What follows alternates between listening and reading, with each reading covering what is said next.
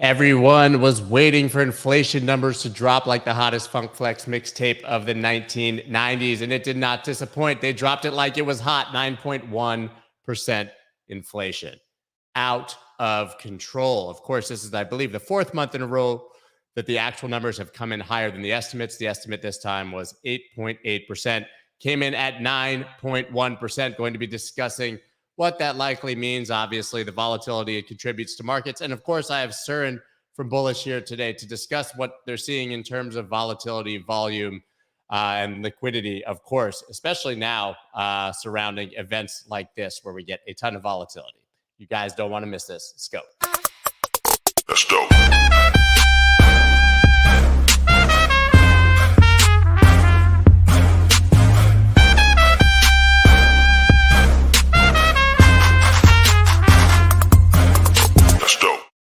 What is up, everybody? I am Scott Melker, also known as the Wolf of All Streets. Please, before we get started, subscribe to the channel and inflate the like button. I don't know how you do that, but use that 9.1% inflation to slowly inflate the like button. That literally means nothing. That literally means nothing. It's completely silly. You can't do that. Anyways, guys, as I said, all markets have been sort of eagerly awaiting, or I would say really more with bated breath, that CPI number that was coming in today. Came in at 9.1%, as I mentioned before. Outrageously high. Setting records right now. If you like setting records, then you can be super excited about this. To be quite honest, I mean, we'll dig into it a bit more, but I have a feeling that we're starting to see inflation top. Unemployment's still low. I think that the Fed is certainly going to continue to aggressively tighten here. But even anecdotally, gas prices, it's a bit of a lagging indicator, but gas prices have now gone down for a number of weeks in a row. I just filled up my tank and it was $5 a gallon rather than $6 a gallon. So there is some hope that maybe obviously there's a bit of a lagging indicator here on CPI and that things could drop after. But before we get into all of that, of course, as we do now, I believe it's every other Wednesday because you guys like him so much, bringing back Suren Markosov from Bullish. How are you, buddy? Hi, Scott. Good to be here. Good. So what are you seeing? What are you seeing right now? Obviously, we get the every 2-week update. So maybe we should just zoom out and you can tell us what sort of changed since we talked last or stayed the same for that matter. Sure. Over the last 2 weeks, market depth has actually increased. So that measure of liquidity has increased by about 25% for Bitcoin, but actually declined by 15% for ETH. So there is a little bit of a rotation that's been happening there. Interestingly enough, that it increased in Bitcoin in both tether pairs and fiat pairs. So the share between the two hasn't really changed. 2/3 of the market depth is still comes from fiat, and 1/3 comes from tether pairs in both Bitcoin and ETH. I guess over the last 2 weeks, the bid depth has remained higher than ask depth. So the bid ratio, the bid depth divided by total depth, has been about 0.6, where 0.5 is like a neutral stance and 0.6 is more of a bullish stance. That may be put to the test today, obviously, with the inflation news and the recent drop in the market. That bid depth, we'll see if it's still there 2 weeks from now when I come on the show again, hopefully. The volumes have remained stable over the last 2 weeks. We've had a couple of big days, mostly driven by exchange fee cut announcements, and also a big increase in the tether pair market share, where it went from like a 60% to 70% of the BTC USD overall volume. Also altcoins have increased their volume share from the lows of about 2 weeks ago. 2 weeks ago, altcoins was about 30% of total volume, whereas, say, November last year, it was 71%. So it was a big drop. But now, over the last 2 weeks, altcoin volume share increased to about 43%. That's a bit surprising. That's a bit surprising, especially since you've said there's sort of been the drop in the ETH pairs or in ETH in general, which anecdotally, I happen to have written about this morning. I wasn't planning to bring it up, but you may have seen this. But Ethereum's active addresses hit a 2-year low actually here. And, Bitcoin obviously just had its billionth address and has continued to rise. But Ethereum I think I wrote that the Ethereum was drunk in the newsletter this morning, but seemingly, I mean, gas fees are non-existent and active addresses are extremely down.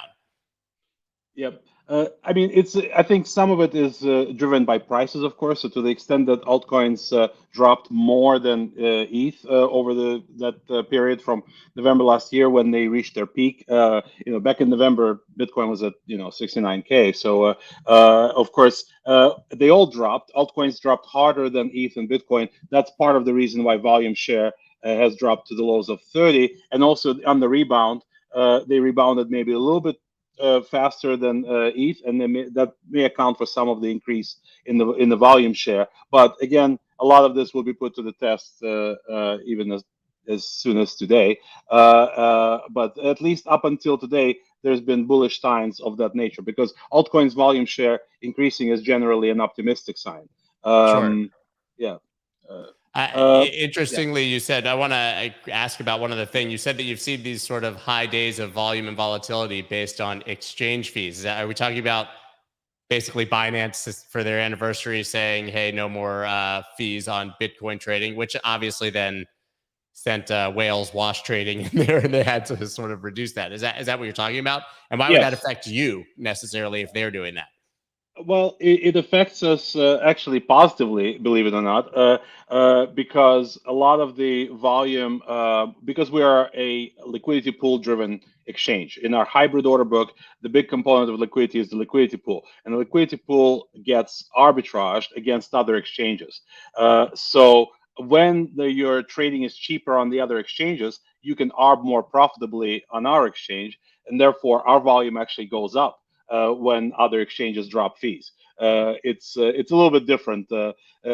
From other exchanges, you would expect a little bit of a drop of a market share if they don't drop their fees. In our case, actually, we increase our volume and potentially even increase our market share as a result of this. Yeah, I mean, right now, as I sort of touched on initially, we saw this quick sort of the usual, like a spike up, spike down, liquidate everybody on inflation data. I don't know how real time your data is, but do you expect that you'll see today being one of those big volume days on this news? Oh, definitely. The news has already created some volatility in the last, I guess, hour or so. Yeah. Yeah, and I think it'll continue to bounce up and down. Hopefully, not all down, because the surprise was negative. People were expecting less than that, so that's the drop in the S&P, that's the drop in Bitcoin. But now that they've processed the news, you see a little bit of a bounce happening. Obviously, very short term, but still, it will be volatile, but it's not necessarily all one way. We see probably potentially range bound action at the end of the day. The interesting thing over the last couple of days, correlation to equity markets for Bitcoin and ETH has actually increased. It's been drifting down throughout most of the last 2 weeks, but has picked up in the last couple of days. And I think part of it is people anticipating the inflation numbers, and that's the news of the day. Yeah, I think anytime we see one of these sort of global macro events where everybody's holding their breath and watching, inevitably you're just going to get higher correlation because nobody in any market that's trading is going to want to make any huge moves ahead of that announcement, right? Yeah, absolutely.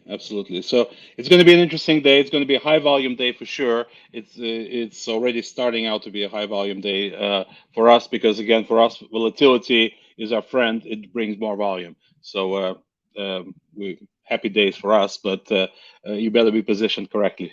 Well, maybe it'll be a happy day for everybody. We'll see. They always sort of joke that whenever these big news events come out, the first market reaction is usually wrong, right?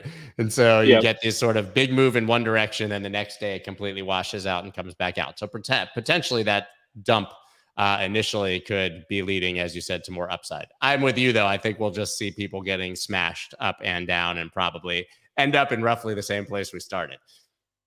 It'll take them a while to process it. Yeah, it's a process. Yeah, for sure. So is there anything else? I mean, ahead of our talk, obviously scheduled chat in 2 weeks, anything else that you're watching coming forward?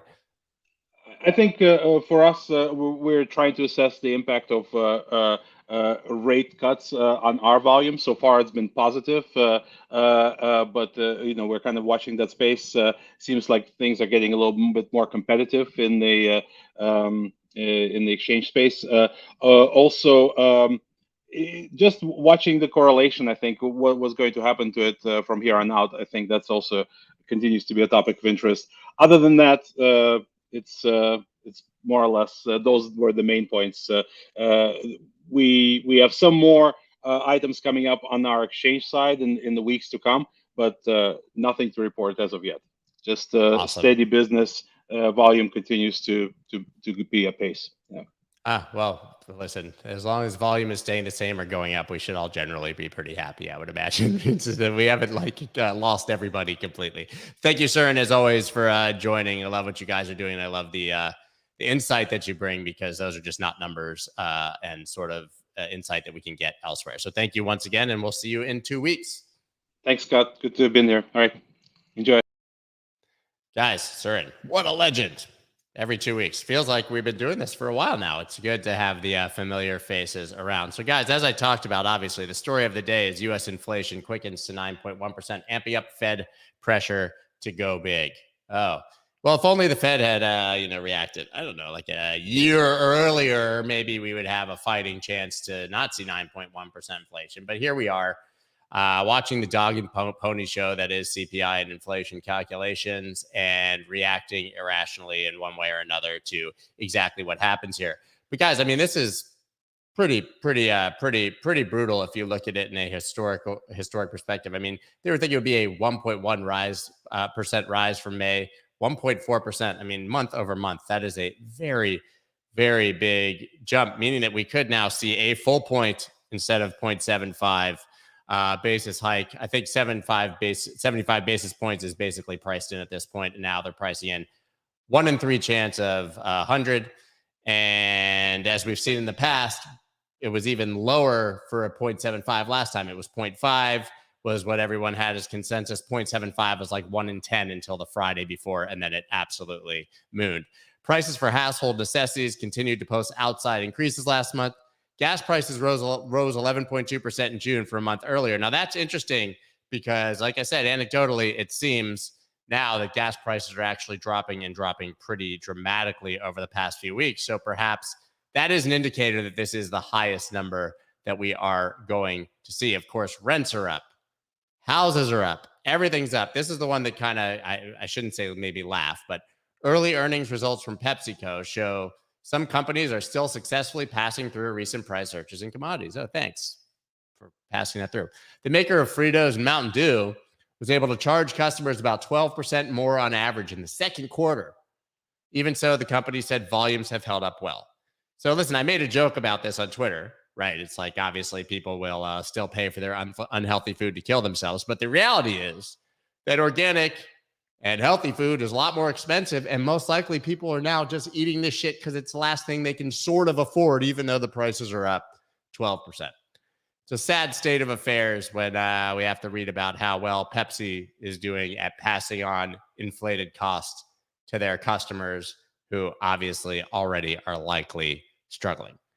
But yeah, I mean, yeah, still low unemployment, shortage of work. It's very, very interesting. It's really interesting. We have low unemployment, meaning that they're going to be able to continue, or at least they'll have a justification to continue to aggressively raise rates. Sucks. Although, listen, I don't mean to go back to this, but it's still a little frustrating that Bitcoin doesn't perform well in this inflationary environment, right? Got to have a little bit of cognitive dissonance to do the inflation hedge thing. Now, I've made the argument many times. It is an accurate argument, which is that Bitcoin is a great inflation hedge in countries with hyperinflation. You guys have heard me talk about this. If you live in Venezuela, you certainly want to get out of your local currency immediately into something else that will hold its value. But when you really zoom out and think about that, that also counts dollars, right?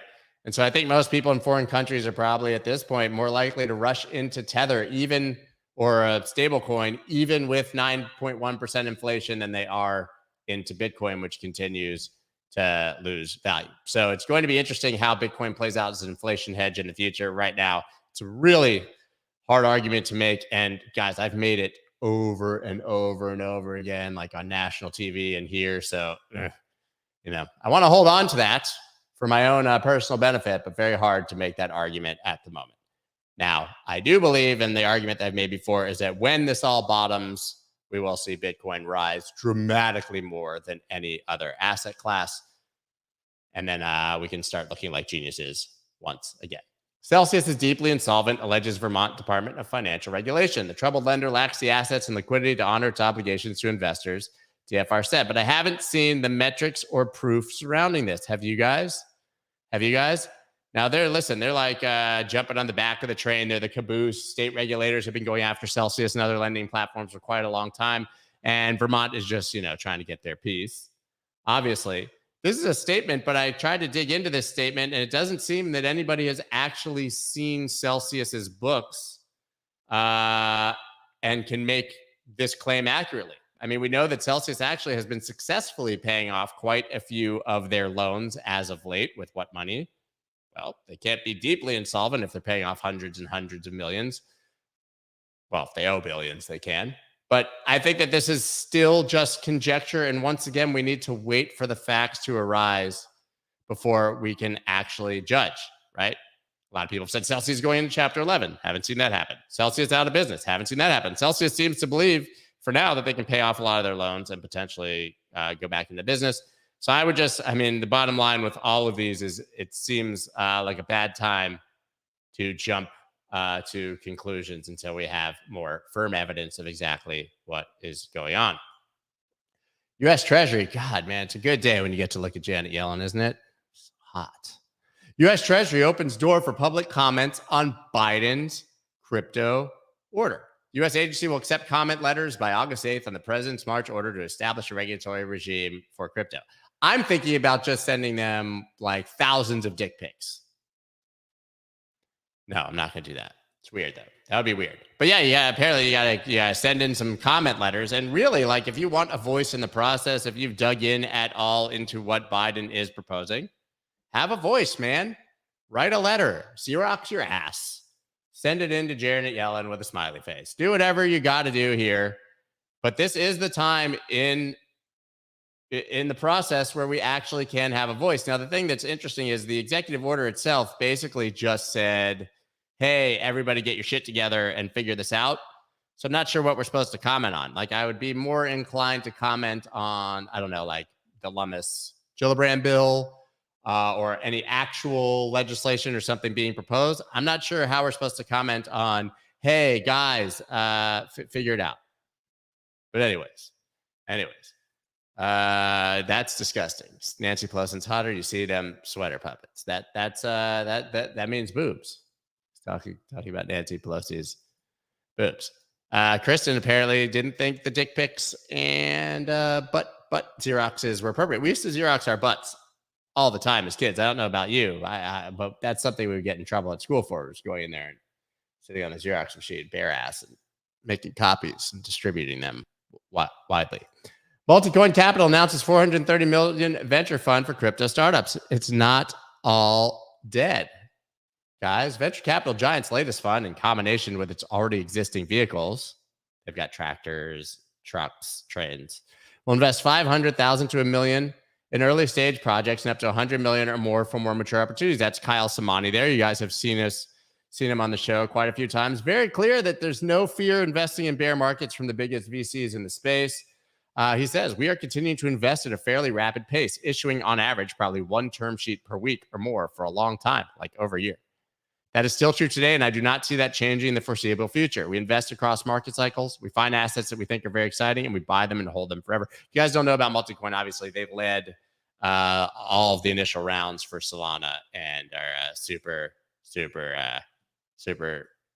psyched about that. Scott, have you talked about STEPN's Q2 revenue? It's next. Watch this.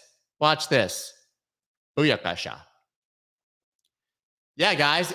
Now, in a world of speculative assets and really cool ideas that maybe will or will not pan out in the future, right? Go back all the way to the internet boom where nobody cared about companies actually making money, Amazon included, right? All they cared about was network effect and user growth. Well, in a world where we seemingly still don't care if a company can make money, we actually have a company in crypto that's making money, and they're making a shit ton of it. 122.5 million in quarter two profits. Big. Why is that big? Well, they made 26 million, which was still big in Q1, actually operating at a profit, making money. And this 122.5 million in Q2 profits means that they can initiate a buyback and burn program and make the coin a bit more deflationary, reduce the supply. Listen, I think that this is awesome, right? This is one of those things. Everyone got triggered, right? When I said the strongest performing projects of the next bull run probably don't exist yet. Well, this would be a perfect example of what's happened in the last few months, right? Even though obviously the price is down. I do have a STEPN chart here, I think.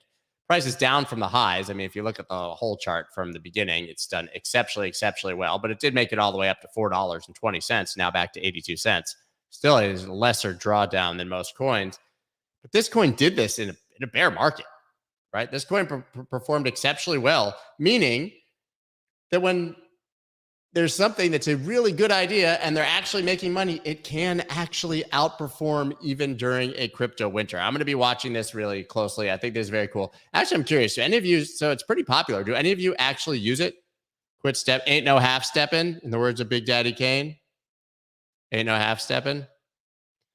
To attach the phone to your dog and earn money. That's a good idea, but you still have to buy the NFT of the sneakers, right? I'm not saying that STEPN is an inflation hedge, my God. I'm saying that Pogs, baseball cards, and Beanie Babies are an inflation hedge now. So people keep telling me about VGX. I guess I got to look. I haven't even looked, but apparently the VGX token didn't. I mean, isn't this what happened with Cell? Right? Celsius? Wow, look at that volume. What the flip phone? VGX token is pumping like mad, to be real. To be really real. Interesting. That's Voyager, obviously. But listen, let's see what happened with Cell, right? Maybe it's a big ass short squeeze.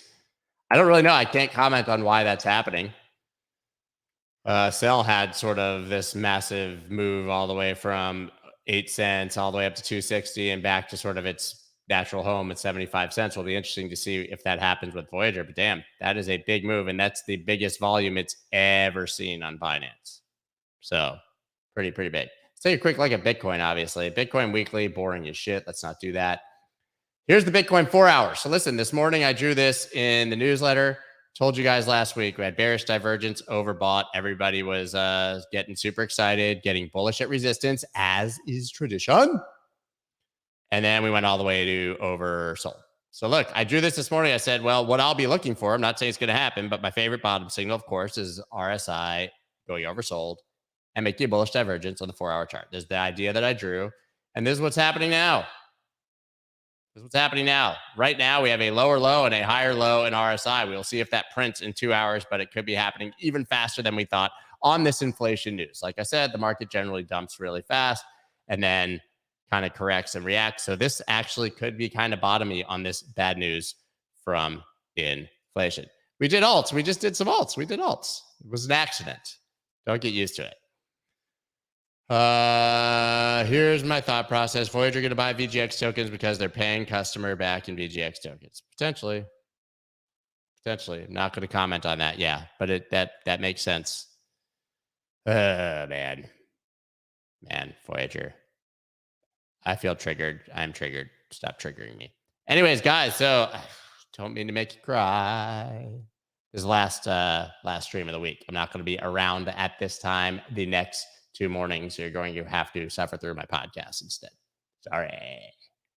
But yeah, guys, that is all I have got for you. This is the end of the week for me. It's Wednesday. It's not really. I'll still be putting out newsletters and shit. I just can't make it at this time. Sometimes you just gotta, move on with your life. Move on with your life. Skip a stream here and there. It's a thing. Anyways, guys, that is all seriously that I've got. Next 2 days are the hardest. Don't go. The next 2 days are always the hardest in a day like this, man. Anywho, that is all I got for you guys. I will see you, I guess, on Monday. So until then, peace. That's dope.